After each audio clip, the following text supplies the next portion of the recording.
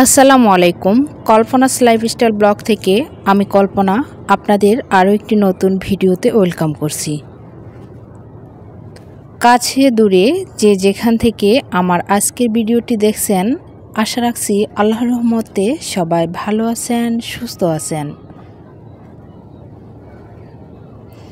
আমরাও আল্লাহর রহমতে আপনাদের দোয়া ও ভালোবাসায় বেশ ভালো আছি আলহামদুলিল্লাহ।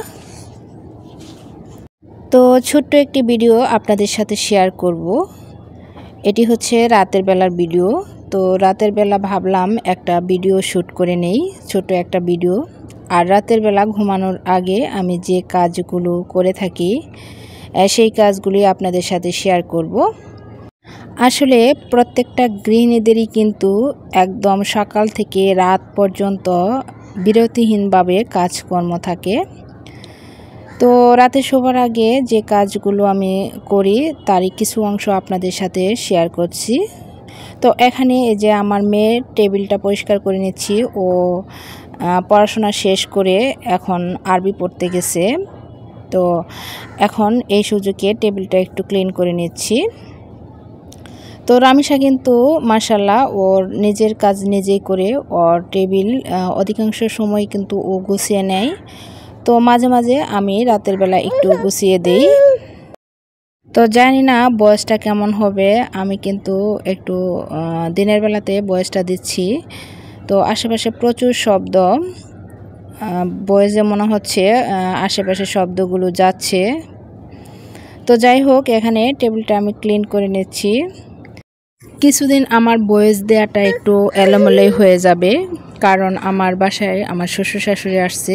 আর কারোর সামনে কিন্তু আমি বয়স দিতে পারি না বা ভিডিও শ্যুট করতে পারি না। তো এই ভিডিওগুলো আমি আমার শ্বশুর শাশুড়ি আসার আগে কিছু কিছু ভিডিও শ্যুট করে রেখে দিয়েছিলাম।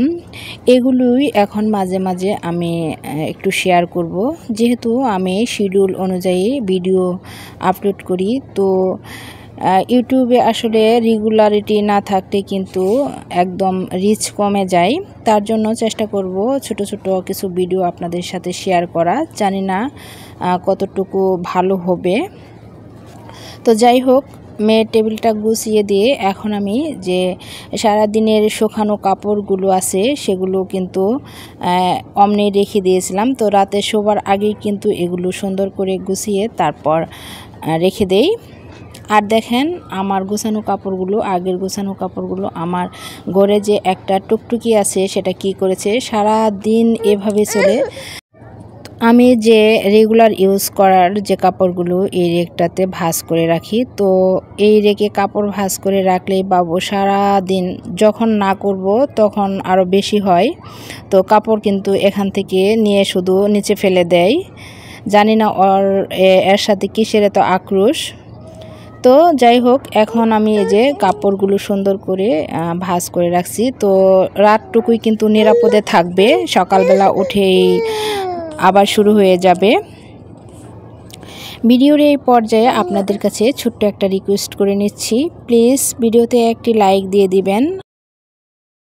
আর যদি আমার এই ফ্যামিলি ব্লগগুলো দেখতে আপনারা পছন্দ করেন, চাইলে চ্যানেলটি সাবস্ক্রাইব করে রাখতে পারেন এবং পাশে থাকা বেল অপশনটি প্রেস করে রাখতে পারেন। এতে করে আমি নতুন কোনো ভিডিও ছাড়ার সাথে সাথে নোটিফিকেশন আপনার মোবাইলে চলে যাবে। আর যারা কাজটি অলরেডি করেছেন তাদেরকে অসংখ্য অসংখ্য ধন্যবাদ। তো আমার কাপড় গোছানো, বিছানা ঝাড়ু দেওয়া সব কিছুই শেষ করে ফেলেছি। আর এখন একটা গুরুত্বপূর্ণ কাজ করে নিচ্ছি। এই যে দেখেন, আমার পিচ্চুটাকে একটু সাজিয়ে গুজিয়ে দিচ্ছি, মানে যে একটু গ্লিসারিন দিয়ে দিচ্ছি, যেহেতু শীতের ভাবটা বাচ্চাদের যে স্কিনটা এটা কিন্তু একদম ড্রাই হয়ে যায়। তার জন্য একটু চেষ্টা করি রাতে শোবার আগে প্রতিদিন এগুলো একটু দিয়ে দিতে। তো গ্লিসারিনটা দিলে কিন্তু বাচ্চাদের স্কিনটা অনেক বেশি সফট হয়। আর যদি কোনো বেবি লোশন বা অন্য কোনো কিছু দেই তাহলে কিন্তু অতটা সফট হয় না। আর দেখেন ও এগুলো পেলেই কিন্তু নিয়ে খুলে ফেলানোর চেষ্টা করে। আমি তার কাছ থেকে নিয়ে নিছি, বিদায় সে রাগ করে ফেলে দিল। তো ভিডিওটা আমি একটু শ্যুট করে রাখলাম। তো মুখে একটু পমেড দিয়ে দিলাম, এটাও কিন্তু অনেক বেশি উপকার। তো মাথার চুলগুলো একটু আশ্রিয়ে দিচ্ছি, কারণ ওর চুলগুলো এত পাতলা যে রাতের বেলা মানে একদম কুকড়া কুকড়া হয়ে যায়। তো আশ্রিয়ে একটু সোজা করে রাখলে অনেক বেশি ভালো হয়। তো নিজে নিজেই এখন দিচ্ছে, এতক্ষণ আমি দিয়ে দিলাম, এখন ও নিজেই দিচ্ছে। তো রাতের বেলা খাবার দাবার শেষ করে এখন রান্নাঘরে চলে এসেছি। তো রান্নাঘরে একটু কাজকর্ম করে নিচ্ছি। এখানে যে জিনিসগুলো বাইরে আসলো সেগুলো আমি জায়গা মতো রেখে দিলাম। আর রাতের বেলা খাবার দাবারের পর যে হাঁড়ি পাতিলগুলো জমেছিল সেই হাঁড়ি পাতিলগুলো এখন আমি ধুয়ে নিচ্ছি। আমার ভয়েসটা দিতে কিন্তু আজকে খুব বেশি কষ্ট হচ্ছে, কারণ বাবু আমার সাথে, আর বাবুর সাথে থাকলে ও একটু শব্দ করছে বা আমার কোলে উঠতে যাচ্ছে, তবু কিন্তু কষ্ট করে ভয়েস দিচ্ছি। আসলে ভয়েস দেওয়াটাই ভিডিও করার মধ্যে সবচেয়ে বেশি কঠিন একটা কাজ। তো যাই হোক, আমি এই যে রাতের কাজগুলো করে নিচ্ছি। এখন এই যে হাঁড়ি পাতিলগুলো আমি জায়গা মতো রেখে দিচ্ছি, আর সমস্ত রান্নাঘর আমি ক্লিন করে ফেলবো।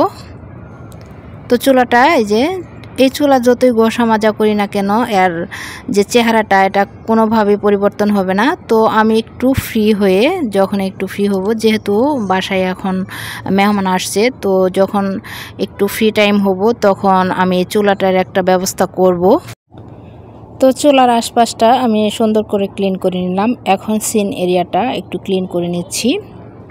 আর এই কাজগুলো কিন্তু প্রত্যেক দিন ঘুমানোর আগে একবার করে আমি করে নিই। সারাদিন তো আছেই, তারপরে রাতে শোবার আগে এই কাজগুলো করে রাখলে আমার মানে একদম শান্তি শান্তি লাগে, ঘুমটাও অনেক বেশি ফ্রেশ হয়।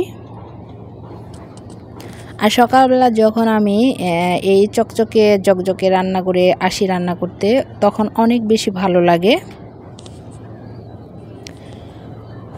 তো রান্নাঘরে কাজ শেষ, এখন আমি একটু হাত ধুয়ে নিচ্ছি। আর এখন নিজের একটু যত্ন করে নেব। আসলে কাজের পাশাপাশি প্রত্যেকটা মেয়েদেরই নিজের একটু এক্সট্রা সময় বের করে নিতে হয়। যেহেতু সারাদিন এই দুটি হাত দিয়ে অনেক কাজ করি, তো হাত দুটির যত্ন কিন্তু নিতেই হয়। তো ভিডিওটি আমি এখানেই শেষ করব। দেখা হবে অন্য কোনো ভিডিওতে। সেই পর্যন্ত সবাই ভালো থাকবেন, সুস্থ থাকবেন। আল্লাহ হাফেজ। আসসালামু আলাইকুম।